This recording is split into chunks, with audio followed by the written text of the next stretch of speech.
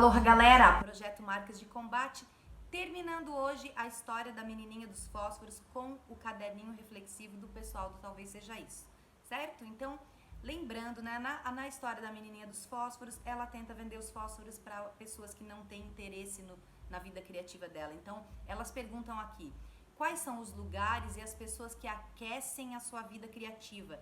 E como você pode amplificar o impacto desses lugares ou dessas pessoas na sua vida, porque a gente precisa, né, que a nossa vida criativa seja alimentada, e muitas vezes não é só o nosso alimento interno que consegue dar essa força, tá? E depois elas trazem uma coisa muito bacana, que é como você responde quando alguém na sua vida te conta uma ideia ou mostra uma nova criação, para que a gente não vá fazer com os outros a mesma coisa que fazem com a menininha dos fósforos, que é não dar valor às criações, às ideias delas, né? E depois elas perguntam o oposto, tem quem te alimenta e tem quem te menospreza, tá? E aí você então faz o exercício invertido, que é eliminar o impacto dessas coisas na sua vida, tá?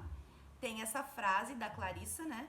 Qualquer um que não apoia a sua arte, a sua vida, não vale o seu tempo. É duro, mas é verdade. E isso a gente já tinha falado aí durante os vídeos, né? Depois elas falam das fantasias, tá? Então a fantasia, né, é algo que te mantém onde você está. Ou seja, você consegue mentalmente, né, na imaginação, se mover desse estado para um outro, mas na prática, no mundo real, não.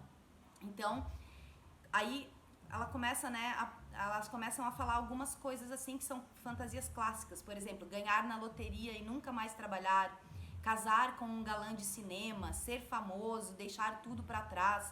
Então, descobrir, né, se existe, e se você tem esse tipo de fantasia, ou se isso é um sonho, fazer essa separação.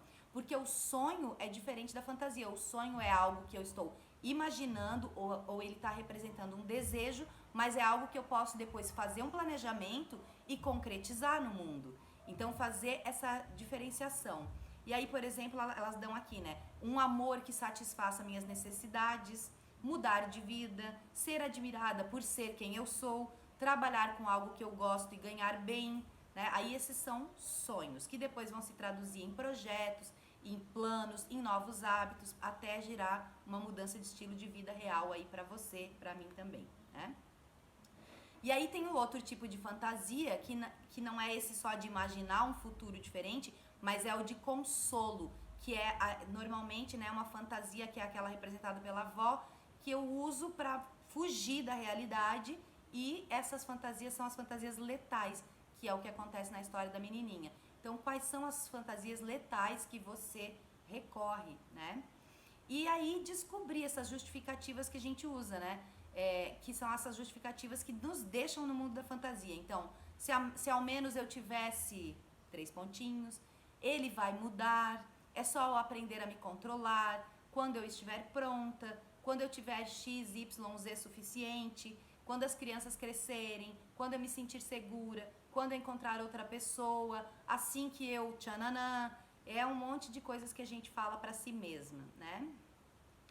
Aí tem o exercício de a gente pensar que a gente tem recursos ilimitados. Agora, o que eu faria? Para eu descobrir, né? O que eu faria se eu tivesse tudo que eu preciso para dar o meu próximo passo? Agora, o que eu faria? Aí a gente consegue distinguir o que é fantasia do que é sonho, tá? E aí, né, tem esse estímulo pra gente se mexer, pra gente não ficar riscando fósforo à toa, tá? E elas falam também sobre a questão de manter o foco. Então, para manter o foco, eu preciso ter um recipiente para as minhas criações, nem que seja para os meus planos. É muito importante a gente ter um lugar onde a gente guarda as nossas ideias, tá? É por isso que o projeto Offloading, já falei para vocês que ele é para o sustento da vida criativa, porque ele é baseado neste capítulo, né, do La Chorona, da Menina dos Fósforos e do Três Cabelos de Ouro. Então, a gente precisa ter um repositório dessas nossas ideias, senão elas, voam, tá? Elas se dispersam, né? E lembrar que existe o cansaço e que a gente tem permissão para descansar, tá? Que isso, né, faz sentido, pelo nosso processo criativo natural. Isso não é errado, eu tenho permissão sim para parar e agora eu vou dar um tempo, tá? E agora, gente, eu vou ler aquele texto inicial lá que elas escrevem sempre no início do caderninho, tá? Vivemos em tempos terríveis. Não é hora de sonhar com a fuga, mas sim de fincar o pé na realidade e lutar pelo nosso direito. Seu destino fala mais alto que o seu conforto. É aquela zona de conforto desconfortável. Vivemos em tempos sublimes. Não é hora de dar ouvidos ao coro dos insensíveis, mas sim de varrer a floresta em busca de quem tem olhos para ver. E se algo ou tudo der errado no caminho, dá-se um jeito. Depressa percorrer a noite escura em busca de calor. Depressa repousar. Restaurar sua força criativa. Use suas últimas forças se precisar, mas não durma antes de chegar ao lugar onde é seguro criar. Tudo que você tem é o que você precisa neste instante. E se faltar alguma coisa ou tiver algo sobrando, dá-se um jeito. Obrigada por tudo que você cria e principalmente por tudo que você ainda vai criar. Beijo, gente. A gente vai voltar com história nova e com novidades também aqui na maneira de eu apresentar os vídeos para vocês, tá bom? 3 cabelos de ouro, ainda nas águas claras do sustento da vida criativa.